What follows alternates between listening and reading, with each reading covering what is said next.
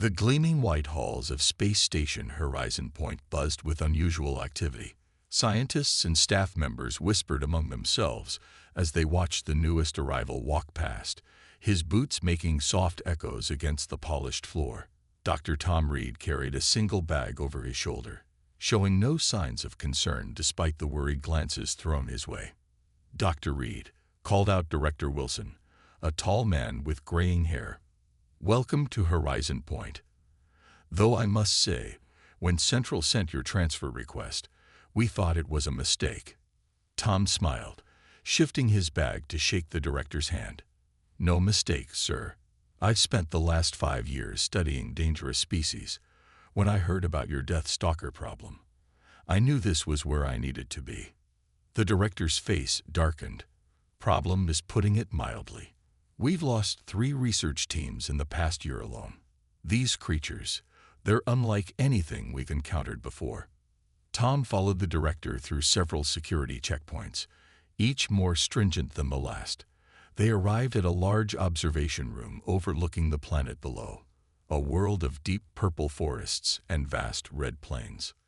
"Let me show you what you're dealing with," Wilson said, activating a large screen. This footage was captured 2 weeks ago. The screen flickered to life, showing a dense alien forest. At first, nothing seemed out of place. Then, something moved. Tom leaned forward, his eyes widening as he watched a massive creature emerge from seemingly nowhere. Its armor-plated body shifted colors to match its surroundings, but when it stopped moving, its true form became clear. The Death Stalker stood nearly 8 feet tall, its exoskeleton a natural armor of overlapping plates. 6 limbs moved with deadly grace, 4 arms and 2 powerful legs. Its head housed multiple eyes that seemed to glow with an inner intelligence, and what looked like sensory tentacles extended from behind its head, constantly testing the air. "Watch this," Wilson said grimly, fast-forwarding the footage. The Death Stalker approached what looked like a reinforced research blind. In seconds, it had analyzed the structure's weak points, systematically disabled the security measures, and torn through metal that was supposed to be predator-proof. The footage ended there. "The research team managed to escape through an emergency tunnel," Wilson explained. "But we lost all the equipment and 3 months of data. These things aren't just strong. They're smart. They learn, they adapt, and they remember." Tom watched the footage again, but instead of fear, his eyes showed fascination. "Have we tried non-aggressive approaches?" Wilson laughed, but it was a hollow sound. "Dr. Reed, these aren't some misunderstood gentle giants. They're apex predators with problem-solving abilities that rival our own. Every attempt at peaceful contact has ended in disaster." "Maybe we're going about it wrong," Tom suggested, pulling out his tablet. "Look at these movement patterns. They're deliberate, coordinated. This isn't just hunting, it's communication." "Don't let your imagination run wild," Wilson warned. "Your job is to study them from a safe distance and help us understand their weaknesses. Nothing more." Tom nodded, but his mind was already racing with possibilities. As Wilson led him to his quarters, they passed more security checkpoints and armed guards. "The observation post is ready whenever you want to start," Wilson said. "It's been reinforced since the last incident. Should keep you safe as long as you follow protocols." "Thank you, Director," Tom replied, setting his bag down in his new room. "I'll start first thing tomorrow." After Wilson left, Tom sat at his desk and began reviewing all the available data on the Death Stalkers. Other scientists had approached them as threats to be contained, but Tom saw something different in those glowing eyes, something that reminded him of the intelligence tests he'd run on Earth's dolphins and elephants.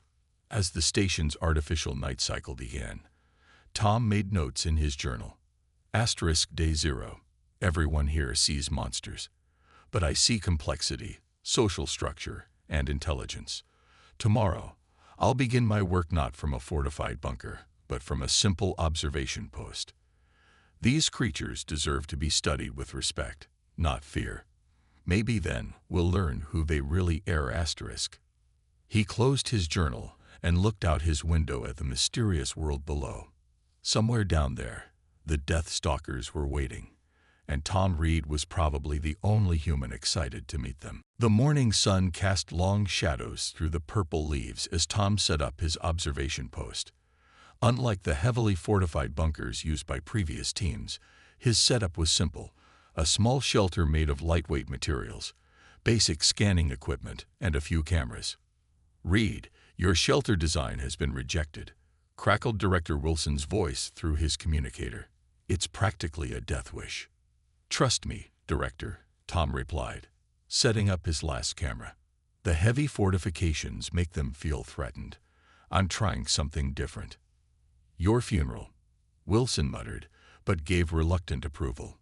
Tom spent the first few hours watching and waiting. The forest around him buzzed with alien life, but no Death Stalkers appeared.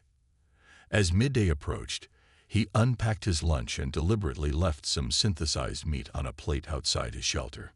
The afternoon passed slowly. Tom recorded notes about the local wildlife, noting how smaller creatures seemed to vanish suddenly, a clear sign that something larger was nearby. His heart raced when he spotted the first signs of movement. A Death Stalker emerged from the forest with impossible grace for its size. Its armor plates shifted colors, blending perfectly with the surrounding vegetation. Tom held his breath as he watched through his camera. The creature moved differently than in the attack footage he'd studied. Its movements were careful, calculated. It spotted the meat immediately but didn't approach. Instead, it circled the area, checking for traps or threats. Tom kept perfectly still inside his shelter. After what felt like hours, the Death Stalker approached the meat. Its sensory tentacles waved in the air, analyzing the offering. Then, to Tom's amazement, it did something unexpected. The creature picked up the meat with its lower arms while its upper arms remained ready for defense. But instead of leaving, it stayed. Its glowing eyes scanned the shelter, and Tom felt sure it knew exactly where he was.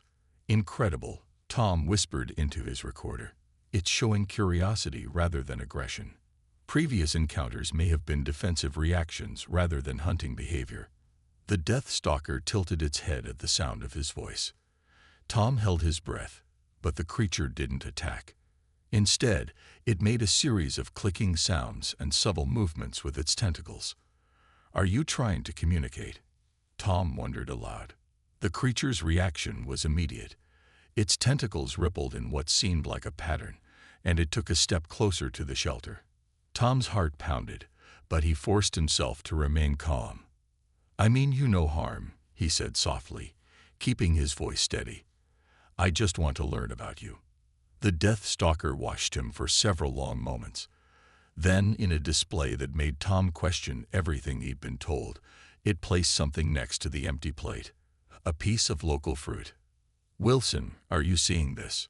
Tom whispered into his communicator. "Get out of there right now," Wilson ordered. "It's trying to lure you out." But Tom saw something different. "No, Director, it's making an exchange. This isn't predatory behavior, it's social." The Death Stalker waited, its multiple eyes fixed on the shelter. Taking the biggest risk of his career, Tom slowly reached out and took the fruit, making sure his movements were visible and non-threatening. The creature's tentacles moved in what Tom was beginning to recognize as a pattern. It wasn't random. It was deliberate, like a language of motion. "Thank you," Tom said clearly, placing another piece of synthesized meat on the plate. The Death Stalker's armor plates shifted, revealing iridescent patterns that hadn't been visible before. It took the meat again, and this time made a sound that wasn't threatening, almost like a purr. For the next hour, Tom watched as the creature explored the area around his shelter, never attacking, but always aware of his presence. As the sun began to set, it melted back into the forest as silently as it had appeared. That evening, back at his quarters in the space station, Tom excitedly reviewed his footage. His hand shook as he wrote in his journal. Day 1. First contact successful. Everything we thought we knew about Death Stalkers might be wrong. They don't just hunt. They trade. They don't just kill. They communicate.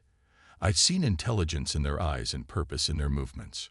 Tomorrow, I'll try to learn more about their language of motion. This isn't just a breakthrough in xenobiology. It might be the first step toward understanding an entirely new form of intelligent life. As he prepared for sleep, Tom couldn't help but smile. While others saw monsters, he had seen something extraordinary, the possibility of friendship with the galaxy's most feared predator. A week had passed since Tom's first encounter with the Death Stalker. Each day followed a careful routine he had established.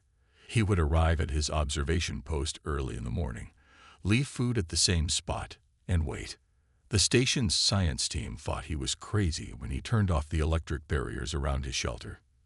"You're going to get yourself killed," Dr. Peters warned him during the morning briefing.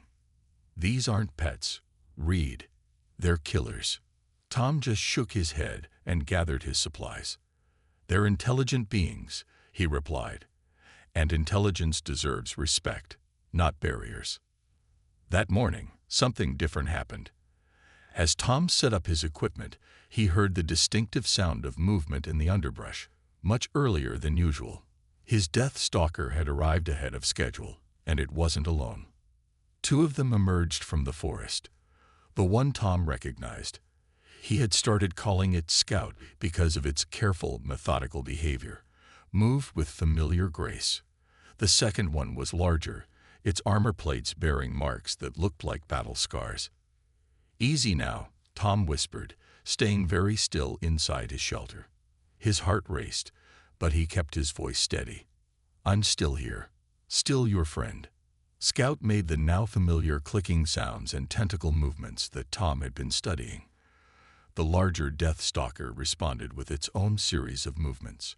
They seemed to be discussing something. Then, to Tom's amazement, Scout picked up the morning's food offering and presented it to the larger one. The scared Death Stalker examined it carefully, its sensory tentacles waving in complex patterns. Tom activated his recording equipment, whispering observations. "Scout appears to be showing the food exchange ritual to what might be a pack leader or elder. Social hierarchy confirmed. They're not just coordinated hunters, they have a society." The larger Death Stalker turned its glowing eyes toward Tom's shelter. Instead of the aggressive approach he had seen in the attack footage, it moved with deliberate slowness. Scout stayed close, making those clicking sounds that Tom now recognized as communication. Then something extraordinary happened. The larger Death Stalker placed what looked like a carved piece of wood in front of the shelter. Tom gasped when he saw it. The surface was covered in intricate patterns, too precise to be natural. "They make tools," he breathed into his recorder. "Not just use them, they create them." Taking the biggest risk yet, Tom slowly emerged from his shelter. Both Death Stalkers watched him, their armor plates shifting colors, but not displaying the threat patterns he had learned to recognize. "Thank you," he said clearly, keeping his movements slow as he reached for the carved wood. "This is beautiful." The larger Death Stalker's tentacles moved in what Tom now believed was their language. Scout responded, and then both creatures did something unexpected. They lowered their upper bodies in what looked remarkably like a bow. Tom bowed back, his heart pounding with excitement. When he straightened, he saw that the Death Stalkers had moved closer. They were now just a few feet away, close enough that he could see the intricate patterns in their armor, the intelligence in their multiple eyes. Scout reached out one of its lower arms, holding another piece of fruit. But this time, instead of placing it down, it held it out directly to Tom. Director Wilson's voice crackled through his communicator. "Reed, get back in the shelter now. You're too exposed." But Tom knew this was a crucial moment. He reached out slowly and took the fruit directly from Scout's hand. The Death Stalker's tentacles rippled in what he was beginning to recognize as pleasure or approval. The larger Death Stalker made a deep rumbling sound, not threatening but almost satisfied. Both creatures stayed with Tom for several hours that day, watching as he took notes and set up his equipment. They seemed curious about his technology, but never tried to touch it without permission. That evening, Tom's journal entry was longer than usual. Day 8. Everything we thought we knew about Death Stalkers was wrong. They're not just intelligent. They're civilized. They create art, they have social structures, and they understand the concept of trust. Scout introduced me to what I believe is a pack leader today, and they gave me a gift. Proof of their ability to create, not just destroy. Tomorrow, I'll begin trying to decode more of their motion language. We're not just studying them anymore. We're building a bridge between our species. Asterisk. As he wrote, Tom couldn't help but smile. In just over a week, he had done what others thought impossible. He had made friends with the galaxy's most feared predators. 2 weeks into his research, Tom sat in his shelter during a heavy rainstorm, reviewing footage of the Death Stalkers' movement patterns. He had filled 3 digital notebooks with observations of their tentacle waves and body positions. Something about it seemed familiar, but he couldn't quite figure out why. "Look at this again," he muttered to himself, replaying a clip of Scout's greeting movements. The way the tentacles moved reminded him of something. Then it hit him. "Director Wilson." Tom called excitedly through his communicator. "I need access to the Earth archives, specifically footage of deep-sea octopus communication." "Octopuses? Have you lost your mind? Reed? Trust me on this," Tom insisted. When the footage arrived, Tom placed it side by side with the Death Stalker recordings. His hands trembled with excitement as he compared them.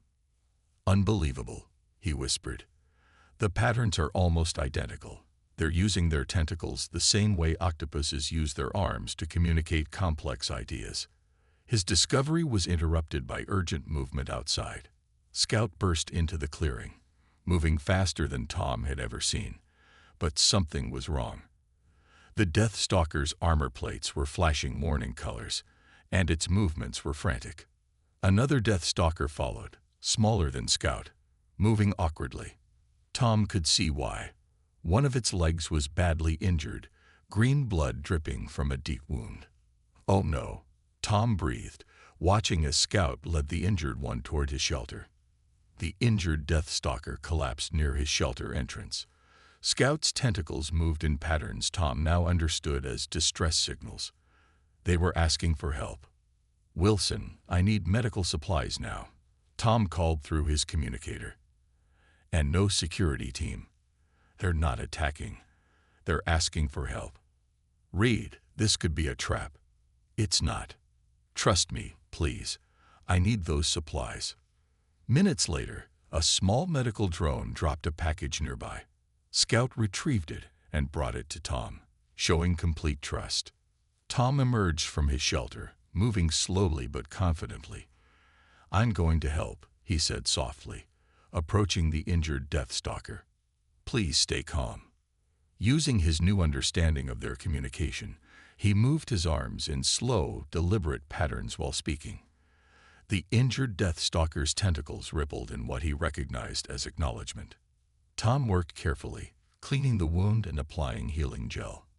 The Death Stalker remained perfectly still, only its tentacles moving in small waves that Tom now knew expressed pain and gratitude. Scout stayed close, watching every move.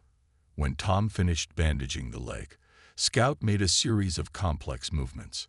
Tom gasped as he translated the pattern. It wasn't just thanks, it was an invitation. "They want me to follow them," he told Wilson through the communicator. "I have to go." "Absolutely not." But Tom had already made his decision. He gathered his portable recording equipment and followed the Death Stalkers into the forest. They led him to a hidden valley he hadn't known existed. As they entered, Tom's jaw dropped. The valley was filled with Death Stalkers, including several caring for young ones. But what really caught his attention were the structures. They had built homes, crafted from local materials and carefully camouflaged.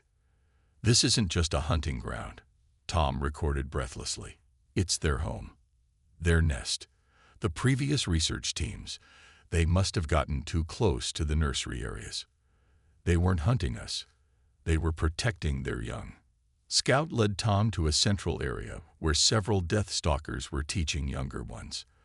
They were demonstrating hunting techniques, but also showing them how to craft tools and create the intricate carvings Tom had seen.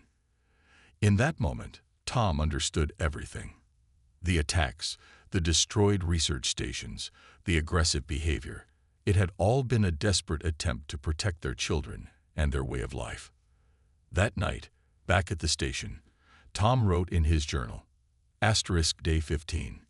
Today changed everything. The Death Stalkers aren't just intelligent. They're a civilization. They have families. They teach their young. They create art and tools.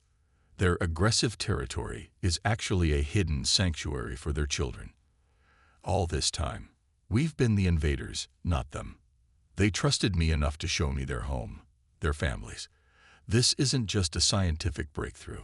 It's a chance to right a terrible wrong. We need to protect them, not study them. They're not monsters. They never wear asterisk. As he finished writing, Tom knew that tomorrow would bring new challenges.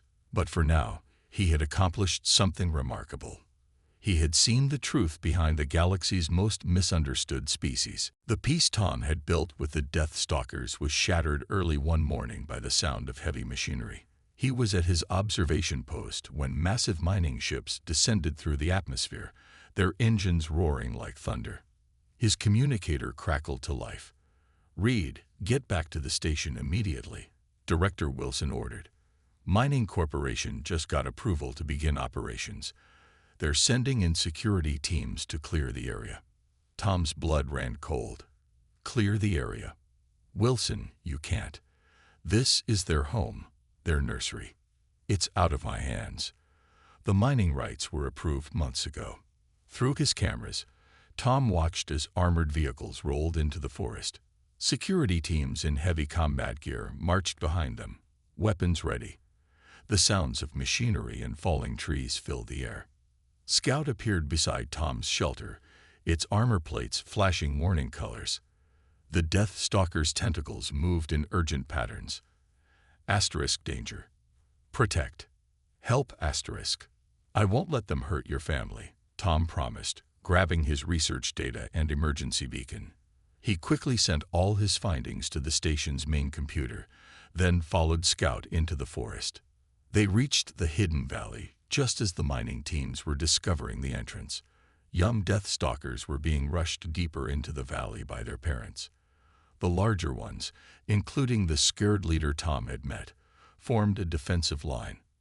"Stop," Tom shouted, running to stand between the security teams and the Death Stalkers.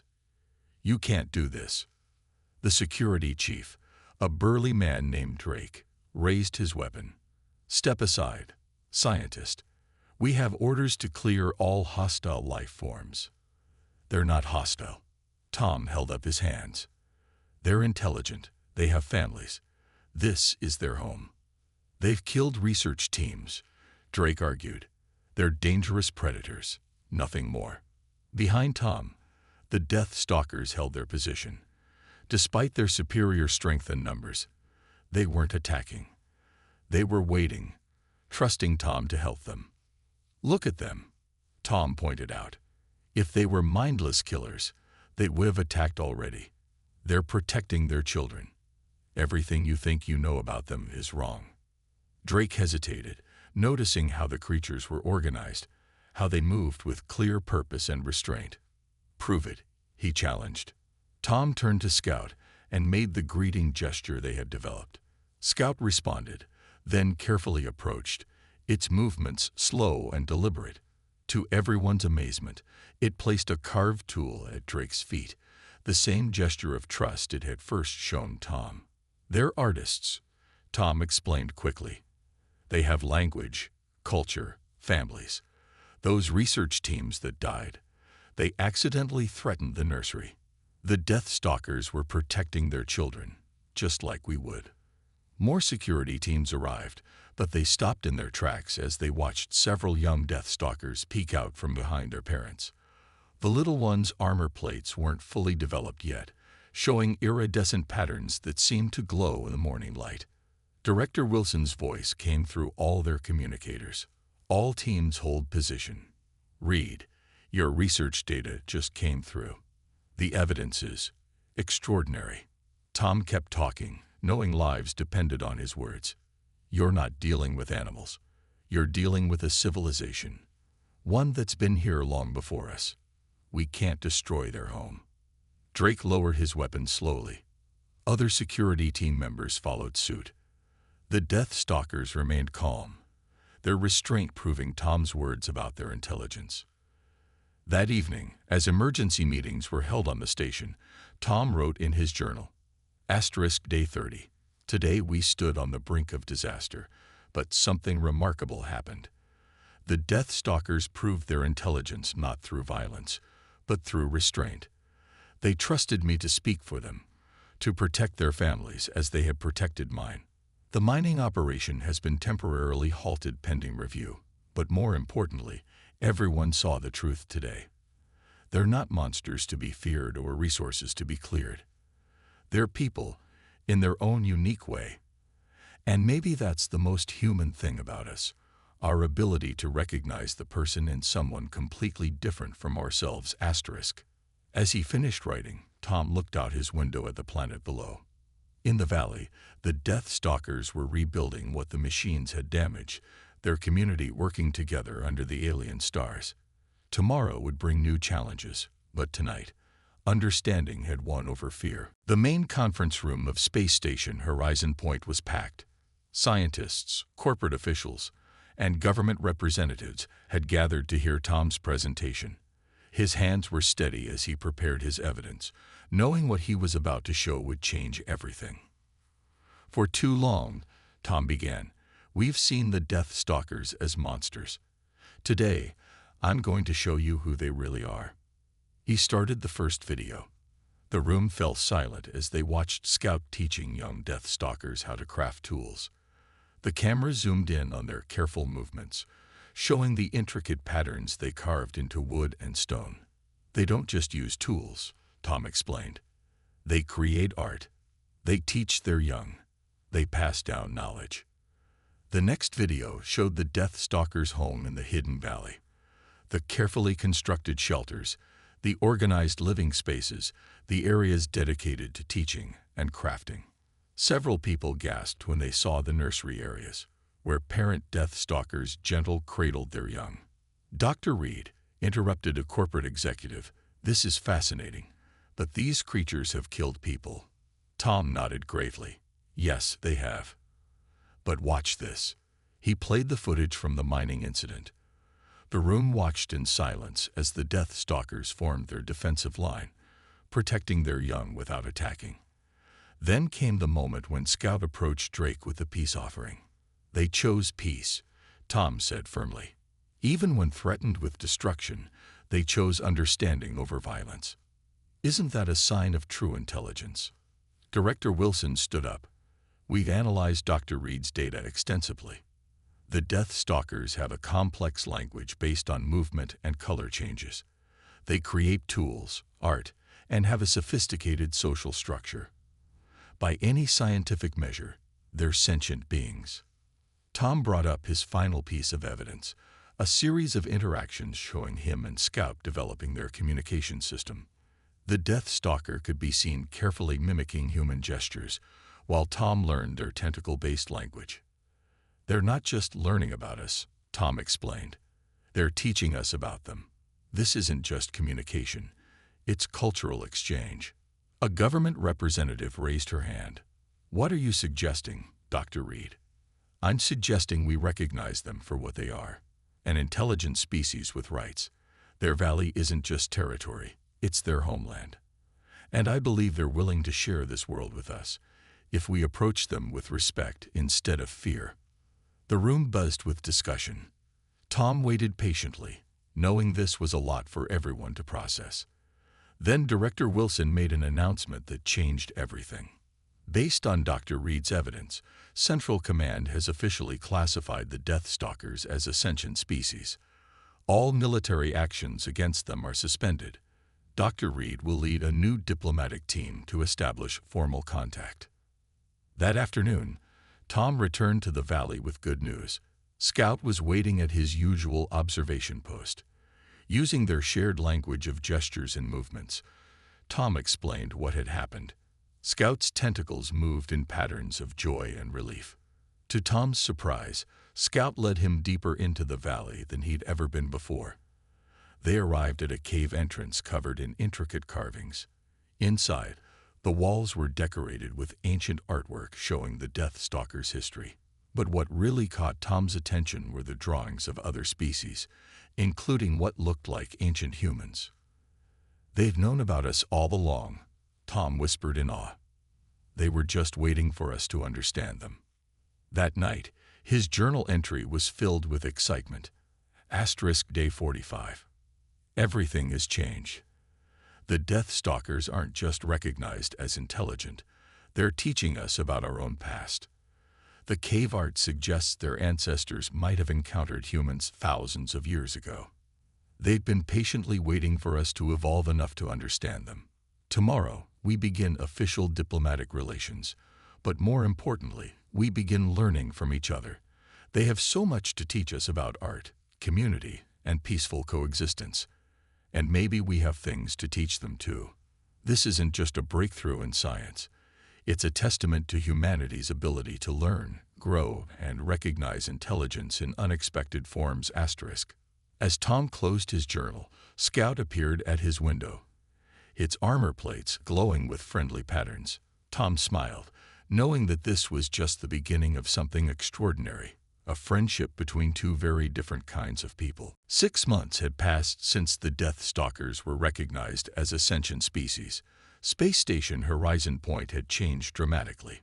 Where there were once armed guards, now there were translation specialists. Instead of weapon turrets, communication arrays dotted the landscape.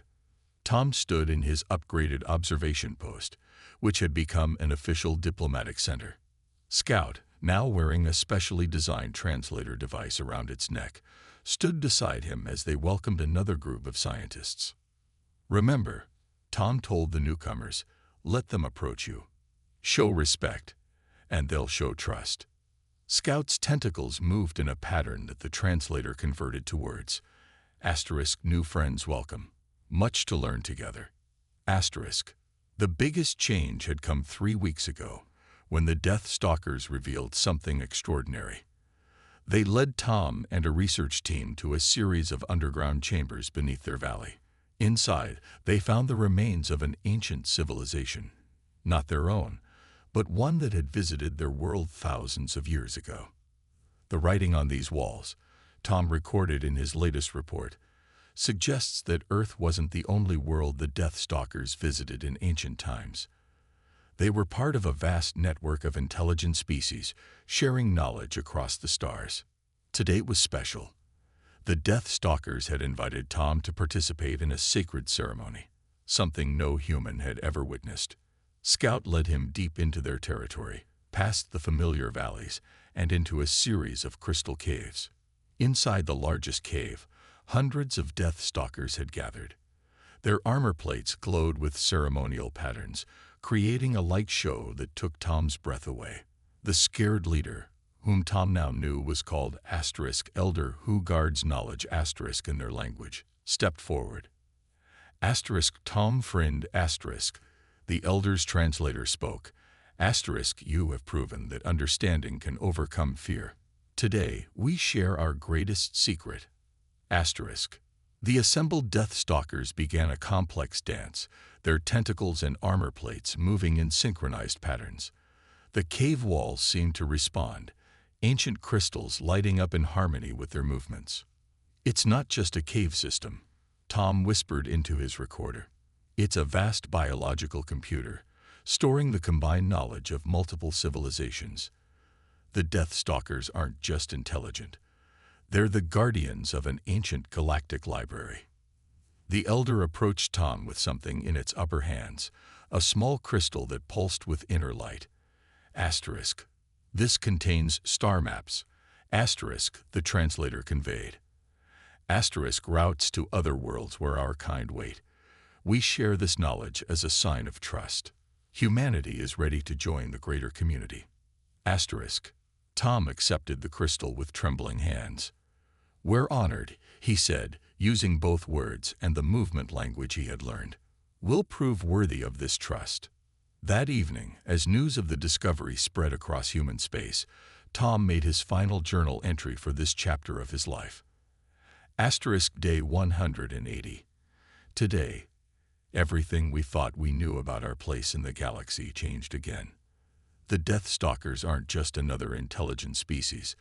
They're the keepers of ancient wisdom, guardians of knowledge that spans millennia. They'd been watching humanity, waiting for us to prove we could move past fear and embrace understanding. The crystal they gave us contains coordinates to 12 other worlds where Death Stalker colonies exist, each protecting their own repository of ancient knowledge.